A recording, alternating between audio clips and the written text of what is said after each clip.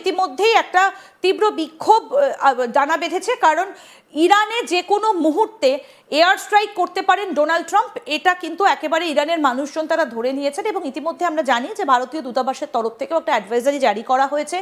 প্রায় 10,000-এর মতো ভারতীয় ইরানে রয়েছেন বলে মনে করা হচ্ছে, সংখ্যাটা মোটামুটি সেই রকমই, এবং তাদের সকলকে ফিরে আসতে নির্দেশ দেওয়া হয়েছে।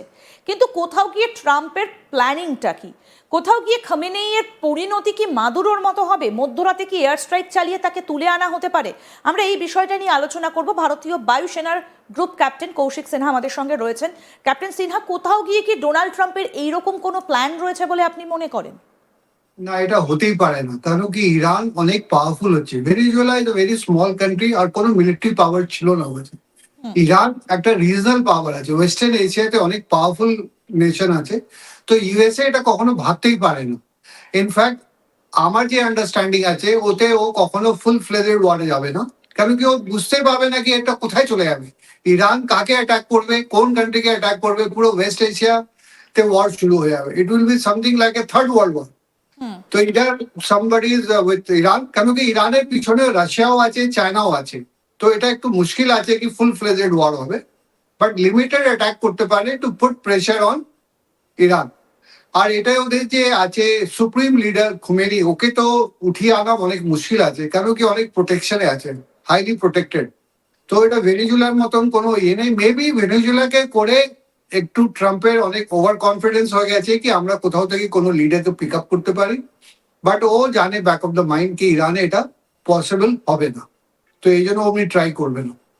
কিন্তু ডোনাল্ড ট্রাম্প তো একটা চেষ্টা চালিয়েই যাচ্ছেন যে রেজা পাহেলভি তাকে ইরানে ফিরিয়ে আনার একটা প্রচেষ্টা কিন্তু ইরানের মধ্যেও দেখা দিচ্ছে, এবং খামেইনির বিরুদ্ধে একটা বিক্ষোভ যে দলের দেশের ভেতরে যেটা দানা বাঁধছে, তিনি চাইছেন সেই বিক্ষোভটাকে কাজে লাগিয়ে নিজেদের কার্যসিদ্ধি করা।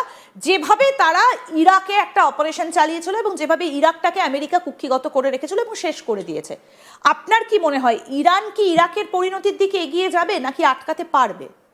না, যেমনি আমি বললাম ইরানটা একটা রিজনাল পাওয়ার আছে, ইরাকের কাছেও এত ছিল না, ওটাও এত পাওয়ারফুল কান্ট্রি ছিল না। আর ইরান অনেক পাওয়ারফুল কান্ট্রি আছে, এদের কাছে মিসাইল প্রচুর আছে। এই জন্য ট্রাম্প চাইছে কি নিউক্লিয়ার ডিলের সঙ্গে একটা মিসাইল ডিল হোক, যেটা কি ইসরায়েলটাও বারবার বলছে কি সব মিসাইল ওদের ইরানের উইথড্র করা যায়। কেন কি ওরা ভয় খাচ্ছে ইরানের মিসাইল। এই মিসাইলগুলো অনেক সফিস্টিকেটেড আছে, যেগুলো লং ডিস্টেন্স অ্যাটাক করতে পারে, ক্রুজ মিসাইল, আইসিবিএম, এগুলো সব আছে ওদের কাছে। এয়ারক্রাফট হবে না, ওদের ফাইটার এয়ারক্রাফট গুলো অনেক পুরনো আছে, বাট মিসাইল হওয়ার জন্য একটুখানি ওরা ভয় খাবে। তো এটাই হচ্ছে একটা কারণ। আর ইরাকের সঙ্গে তো কোনো কম্প্যারিজন নেই, ইরান অনেক বড় পাওয়ারফুল কান্ট্রি আছে। একদম স্যার, আমি একটু আপনাকে কয়েকটা ছবি দেখাই। যদিও আমরা এয়ার স্ট্রাইক নিয়ে কথা বলছিলাম, কিন্তু একটা দেশ যখন আরেকটা দেশকে আক্রমণের ছক কষে তখন তো শুধু এয়ার স্ট্রাইক নয়, চারদিক দিয়ে ঘেরার চেষ্টা করে। সমুদ্র পথটাতেও সেইভাবে কিন্তু আমেরিকা একটা প্ল্যানিং অলরেডি করে নিয়েছে। কারণ আমরা দেখেছি যে আব্রাহাম লিঙ্কন কিন্তু ইতিমধ্যেই যাত্রা শুরু করেছে, এবং আমরা আরও বেশ কিছু খবর পাচ্ছি যে সেই আব্রাহাম লিঙ্কন শুধু নয়, তার সঙ্গে আরও অনেকগুলো নৌবহর ফ্রিগেট রয়েছে, আরও অনেকগুলো ডেস্ট্রয়ার রয়েছে, আরও অনেকগুলো জাহাজ কিন্তু ইতিমধ্যেই ঘিরে ফেলেছে। আমি একটু ছবিটা দেখাতে বলবো, যে এই যে ছবিটা,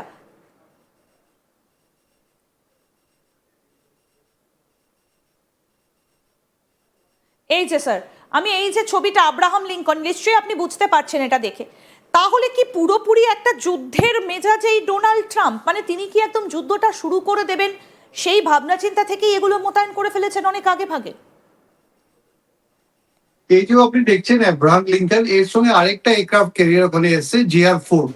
জিআর-4 এর দিয়ে বড় একটা এয়ারক্রাফট ক্যারিয়ার আছে, যেটাকে ওখানে মুভিং হয়ে গেছে। এটা যেমনি আমি বললাম এগুলো সাইকোলজিক্যাল প্রেশারের জন্য আছে। ওদের একটা আছে স্পেশাল যে dealer with the West Asia, যেমনি স্টিভ উইটকফ। ও তো আজকে ইন্টারভিউতে বলেছে কি ট্রাম্প এটা বুঝতে পারছে না কি এত ডেমনস্ট্রেশন অফ পাওয়ার হবার পরেও, চারিদিক থেকে ওকে ঘিরবার পরেও ইরান ক্যাপিটুলেট করছে না, মানে ও হার মানছে না। আর এটা বলছে না কি হ্যাঁ আমরা নিউক্লিয়ার ডিল করবো। তো এটা কেন হচ্ছে না ইভেন ট্রাম্প বুঝতে পারছে না। তো এটাই হচ্ছে কি ট্রাম্প সবসময় ভয় খাওয়ার জন্য এগুলো করছে। আর ও জানে কি যেমনি ও ভেনিজুয়েলাতে করেছে ওটা ইরানে করতে পাবে না, ও শুধু এয়ারক্রাফট গুলো ওখানে বিল্ড আপ করছে। আর এটাও মনে রাখবেন কি বেশি দিন ইউএসএ ওকে এয়ারক্রাফট গুলো ওখানে রাখতে পারবে না, কারণ ডে টু ডে এক্সপেন্ডিচার অনেক বেশি আছে। যেটা ইকোনমি অফ ইউএসএ এমনি ভালো নেই, যার জন্য ট্রাম্প সব জায়গায় ট্যারিফ লাগাচ্ছে। তো এটাও বেশি দিন ও রাখতে পারবে না, একটা লিমিটেড অ্যাটাক করে মেবি ও চাইবে কি একটু প্রেসারাইজ করতে ইরানকে directly. Otherwise Iranians are very proud country and the people are very proud. তোরা কখনো হার মানবে না তাড়াতাড়ি, এটাই হচ্ছে কথা। স্যার আমরা একটা বক্তব্য একটু শোনাই, এই বক্তব্যটা ডোনাল্ড ট্রাম্পের ভীষণভাবে ভাইরাল হয়েছে, উনি রীতিমতো শক্তি প্রদর্শন করেছেন, কি বলেছেন একটু শোনাই। Sir, on Iran, the Supreme Leader today said that U.S. attack could spark a regional war. Do you have any response to that, sir? Why wouldn't he say that? Of course he can say that, but we have the biggest, most powerful ships in the world over there, very close, a couple of days, and hopefully we'll make a deal. If we don't make a deal, then we'll find out whether or not he was right. Sir, on Iran, the Supreme Leader today said that U.S. attack could spark a regional war. Do you have any response to that, sir? Why wouldn't he say that? Of course he can say that, but we have the biggest, most powerful ships in the world over there, very close, a couple of days, and hopefully we'll make a deal. If we don't make a deal, then we'll find out whether or not he was right. একদম sir, আপনি শুনলেন যে মানে রীতিমতো মানে অহংকারের সঙ্গে তিনি বলছেন সব থেকে শক্তিশালী যুদ্ধ জাহাজ আমাদের কাছে আছে।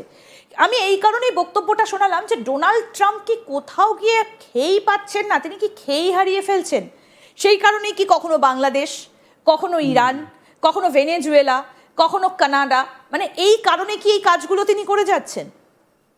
ওনার একটা সেলফ ইগো অনেক আছে। আর এটা যে আগে আমি বললাম যে কি ওবামার সঙ্গে নিজেকে কম্পেয়ার করছে, কি ওবামা যদি এগুলো করতে পারে তো আমি ওদিকে বেটার করতে পারি, কিন্তু বেটার করবার জন্য ওকে একটা স্টেটসম্যান হতে হবে। বেসিক্যালি ট্রাম্প একটা বিজনেসম্যান আছে, ও কি জানে না কেমনি করে ইন্টারন্যাশনাল ডিলিং করতে হয়। ও একটুখানি রাফ হচ্ছে, কথা বলতে একটু ডিপ্লোম্যাটিক নেই। তো এটা শুধু দেখাতে চায় কি ভাই আমি অনেক পাওয়ারফুল কান্ট্রি আছি, I am the president of the most powerful country. তো এটা বলে তো কেউ ভয় খাবে না, যে পাওয়ার আছে ও নিজের পাওয়ার জানে, রিজনাল পাওয়ার আর অলসো পাওয়ার। তো ইরান তো জানে কেউ কিছু করতে পারবে না, করলে ওদের নিজের ড্যামেজ হবে। ইরান তো এমনিও বলেছে কি আমি যদি ওরা অ্যাটাক করে তো আমরা ওদের এয়ারক্রাফট ক্যারিয়ারকেই ডুবিয়ে দেবো মিসাইল দিয়ে, নিজের মিসাইল দিয়ে। তো এটা তো অনেক বড় লস অফ ফেস হয়ে যাবে ইউএসএ। তো ইউএসএ কে এগুলো সব ভাবতে হবে বিফোর যদি ফুল ফ্লেজেড একটা ওয়ার করতে চায়। তো তাহলে কি স্যার কোথাও গিয়ে আপনার মনে হয় যে আমেরিকার সামনে থেকে নিজে না এসে, আমরা সেই আগস্ট সেপ্টেম্বর মাসে যে সিনারিওটা দেখেছিলাম যে ইসরায়েল সরাসরি ইরানের ওপর হামলা চালিয়ে দিল, আবার কি ইসরায়েলকে এগিয়ে দিতে পারে? হতে পারে, ইসরায়েল তো সবসময় ফুল সাপোর্ট আছে, কারণ ইসরায়েল সার্ভাইভই করছে ইউএসএ এর কারণে ওখানে। তো যদি ইউএসএ আর ইসরায়েলের মধ্যে কোনো ট্যাকটিক হয় কি আমি পুরো প্রেশার দিচ্ছি বাইরে থেকে and you go head and attack, হতে পারে, এটা ট্যাকটিক্স হতে পারে ওদের মধ্যে। আর এটাই না,